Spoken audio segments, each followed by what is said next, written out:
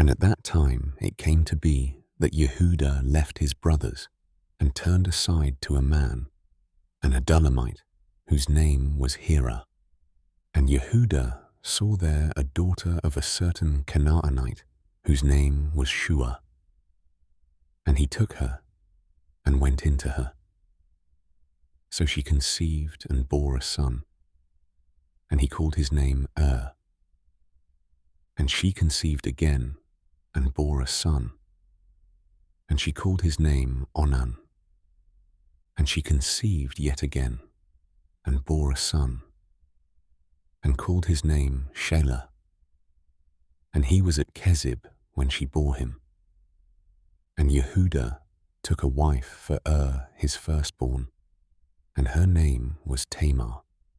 But Yehuda's firstborn, was evil in the eyes of Yahuwah, and Yahuwah took his life.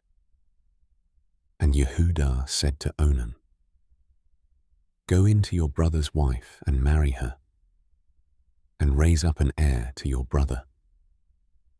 And Onan knew that the offspring would not be his. And it came to be, when he went in to his brother's wife, that he spilled on the ground, lest he should give an offspring to his brother. But what he did displeased Yahuwah, so he took his life too. Then Yehuda said to Tamar, his daughter-in-law, "Remain a widow in your father's house until my son Shelah is grown."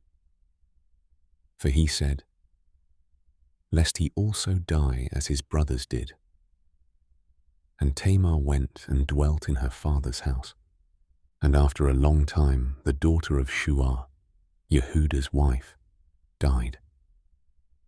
And Yehuda was comforted, and went up to his sheep shearers at Timnah, he and his friend Hira the Adullamite. And it was reported to Tamar, saying, "See, your father-in-law is going up to Timnah to shear his sheep." And she took off her widow's garments, and covered herself with a veil, and wrapped herself, and sat at the entrance to Enaim, which was on the way to Timnah. For she saw that Shelah was grown, and she was not given to him as a wife. And Yehuda saw her, and reckoned her for a whore, for she had covered her face. And he turned aside to her by the way, and said, "Please, let me come in to you." For he did not know that she was his daughter-in-law. And she said, "What do you give me to come in to me?" And he said, "Let me send you a young goat from the flock." And she said, "Do you give me a pledge until you send it?" So he said, "What pledge should I give you?" And she said, "Your seal and your cord and your staff that is in your hand." And he gave them to her, and went into her, and she conceived by him.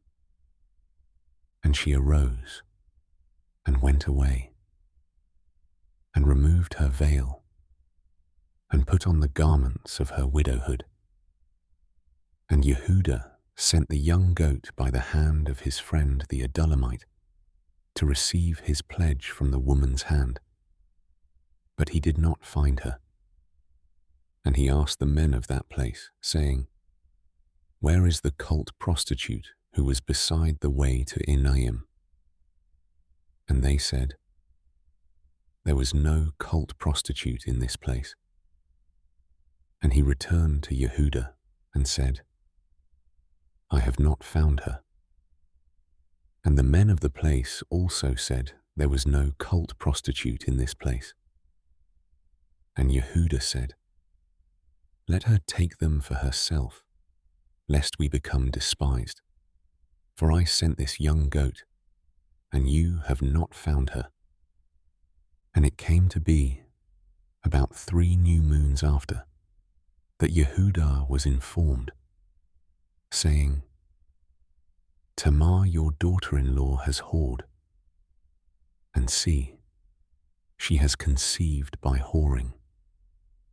And Yehudah said, Bring her out, and let her be burned.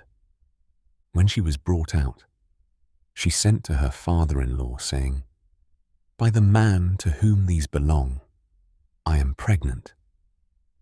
And she said, Please examine whose these are, the seal, and the cord, and the staff.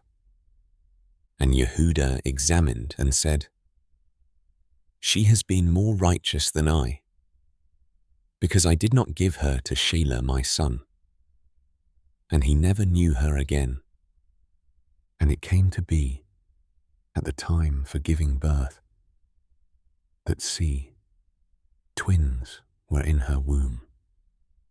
And it came to be, when she was giving birth, that the one put out his hand. And the midwife took a scarlet thread and bound it on his hand, saying, This one came out first.